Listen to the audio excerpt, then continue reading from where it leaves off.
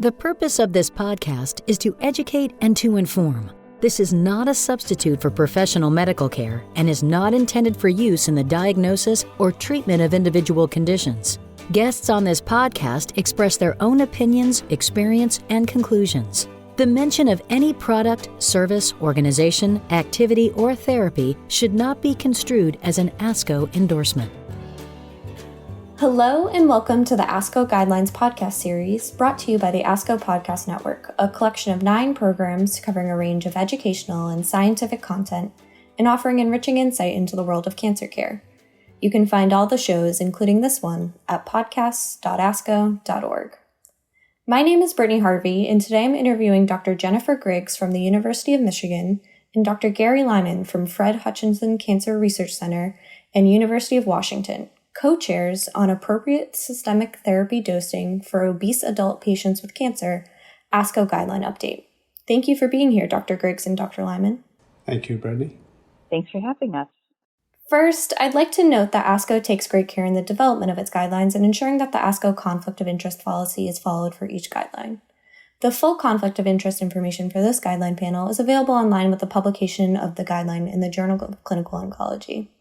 Dr. Griggs, do you have any relevant disclosures that are directly related to this guideline topic? No, I don't. And Dr. Lyman, do you have any relevant disclosures related to this guideline? I have no relevant disclosures to this guideline. Great, thank you both. Then let's get into the substance of this guideline update. So, Dr. Lyman, can you explain what prompted an update to this guideline on appropriate dosing for obese adult patients with cancer, last published in 2012, and what is the scope of this update?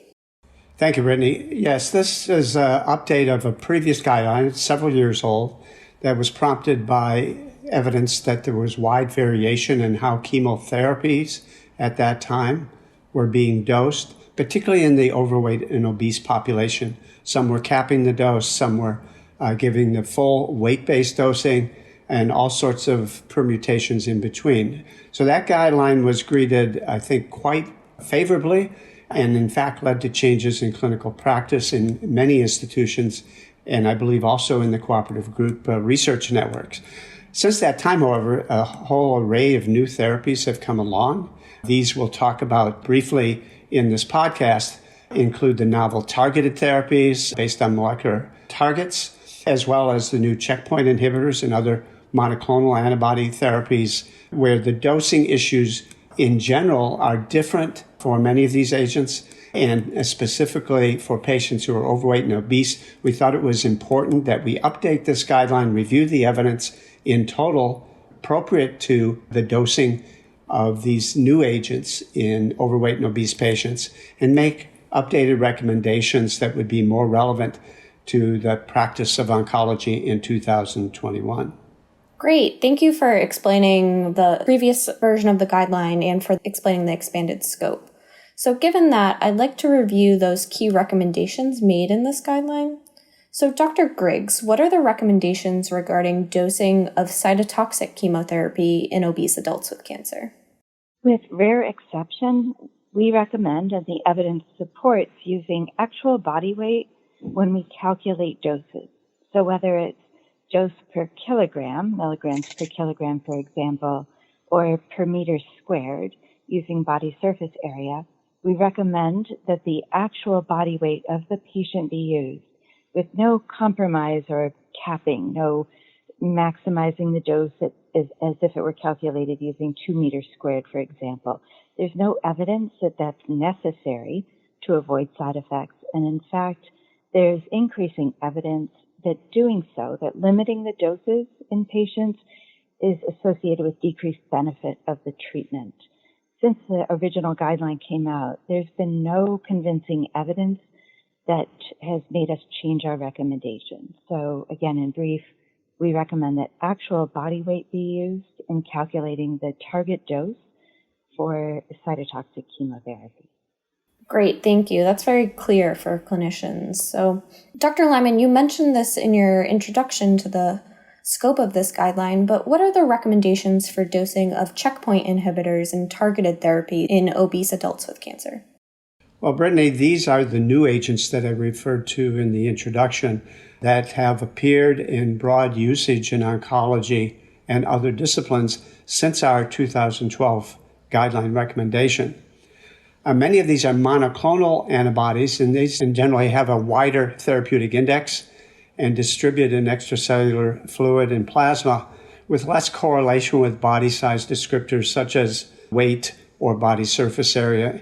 They may be, in fact, in some cases are amenable to fixed dosing schedules. So this has all led to a whole array of new agents approved by the FDA for cancer therapies that are being dosed on a wide variety of means, some based on dosing like we have done for classical chemotherapy that Dr. Griggs discussed, using body surface area, in some cases body weight, and then some being dosed based on fixed dosing, fixed size, regardless of the body size that the patient represents. So it gets a little complicated because currently the monoclonal antibodies and many of these therapies are dosed in different ways. For instance, fixed dosing is recommended for some of the immunotherapies, alemtuzumab, afatinib, as well as targeted therapies like pertuzumab, which are relatively recent. And then weight-based dosing, milligram per kilogram, is used for other checkpoint inhibitors like ipilimumab, as well as other monoclonals like bevacizumab and trastuzumab, among others. And then again, we're still dosing based on body surface area, such as rituximab and cetuximab.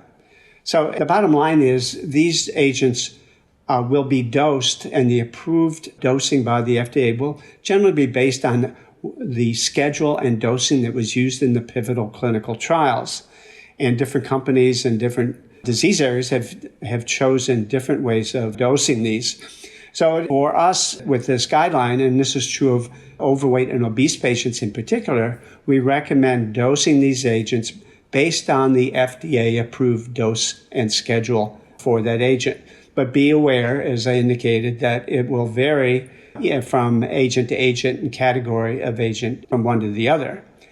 Because of the convenience, just mentioned, because of the convenience and perhaps some safety issues related to fixed dosing, additional data has been submitted to the FDA for some agents, nivolumab, for instance, and pembrolizumab, to suggest that a different dosing schema, fixed dose schema, can be used.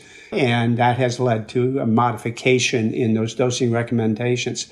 So even if you think if you're not using these agents day in and day out, you really should check and make sure you're using the currently recommended dosing. And final point is, in the overweight and obese patient, any dose modification because of adverse events or scheduling changes should be applied independent of the patient's obesity or overweight status. In other words, any dose modification that you would apply healthy weight patient is the same type of dose modification you should apply in the overweight and obese patient, and not modify solely based on the patient's weight or obesity status. Definitely. Great. That was actually going to be my next question. So, Dr. Griggs, do you have anything to add about for obese adult patients with cancer who experience high-grade toxicity? Should clinicians modify dosing and schedules differently than they would for non-obese patients? Well, as Dr. Lyman said, the same with checkpoint inhibitors and targeted therapies, we don't recommend, and the evidence doesn't support, making changes in a different way. That is, there's no interaction between obesity status and the recommendations for dose modifications. So in a patient who has severe toxicity related to chemotherapy as well as the targeted agents and checkpoint inhibitors, we recommend that standard dose modifications be made, and moreover, that if the patient does better, that one consider dose escalation again. If there were, for example, another concurrent illness that might have contributed in part to the toxicity. So if that other factor resolves, that the dose be increased again to try to maintain that relative dose intensity, dose over time, that we consider ideal. Great. Thank you for reviewing that for the cytotoxic agents in addition to the immune checkpoint inhibitors and targeted therapies. So then, Dr. Lyman, the last clinical question of this guideline, how should body surface area be calculated?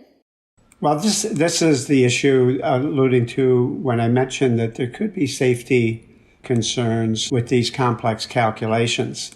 And we tried to make it simple in the guidelines. There are multiple BSA, body surface area calculators out there. You can search them on the web. You can go to textbooks, and there's a whole range of them. And we actually looked at this. This goes back to the original guideline, and it holds true today, that if you compare the dose calculated by these different calculators, it's very close to one another. So our bottom line recommendation, if you're going to use body surface area for calculating the dose of conventional cytotoxic therapy or any of these other agents where that dosing approach is recommended, any of these calculators are going to give you a safe and hopefully effective dose of the therapy. And we don't prefer or recommend one over the other. Again, there are many on the web. Many institutions have their preferred and may even have embedded the calculator within the EMR or computer order entry system. Many prefer the Mosteller approach, the Boyd. There's a whole variety of these, but all of them will generally yield very similar calculations. We haven't mentioned, and just to point out, as most oncologists know certainly, is a one drug group or a specific agent. Carboplatin is dosed differently. And for carboplatin, we calculate the dose based on a target area under the curve and GFR. And so the Calvert formula calculates the dose differently for carboplatin. That's for historical as well as pharmacologic reasons. So again, as Dr. Griggs mentioned, for classical chemotherapy, body surface area is the most common one, but any of the approved calculators or available calculators will give you essentially the same dosing recommendation, and I would follow what's recommended by your institution. Okay, well, thank you both for reviewing the key recommendations in this guideline update. So finally, Dr. Griggs, in your view, why is this guideline update important, and how will it impact both clinicians and patients with cancer? Dr. Lyman and I have viewed this as a really important guideline and guideline update because, as we know, the prevalence of obesity is increasing, and obesity is associated with an increase in the risk of cancer, many cancers, not all. And moreover, people who are obese tend to have worse outcomes. And so to try to level out and keep people from systematically what we consider underdosing people who are obese with chemotherapy is very likely to improve outcomes for an important group of our patients. In addition, the update, because it's been updated now since 2012, we have more evidence that what we're recommending, what the evidence has supported thus far historically and in trials, is actually safe. There's been no signals, in other words, that the original guideline needed to be altered for certain patients or drugs. And now with this update, we're pretty confident, based on what we know from the FDA and clinical trials, that using actual body weight is not just appropriate, but is also recommended. So it's an important issue for the population and for our patients. And it's important for clinicians to have the confidence to use actual body weight when calculating anti-cancer drug doses. Great. Thank you both for all the work you did to update this evidence-based guideline. And thank you for taking the time today to speak with me on the podcast, Dr. Griggs and Dr. Lyman. Thank you, Brittany. Thanks, Brittany. We want to thank our co-authors on the guideline as well as the ASCO staff for their tremendous work. Yes, we couldn't do it without all of them, and it's a tremendous team effort. Definitely. We thank them all as well. And thank you to all of our listeners for tuning in to the ASCO Guidelines podcast series. To read the full guideline, go to www.asco.org/supportive-care-guidelines. You can also find many of our guidelines and interactive resources in the free ASCO Guidelines app, available in iTunes or the Google Play Store. If you have enjoyed what you've heard today, please rate and review the podcast and be sure to subscribe so you never miss an episode.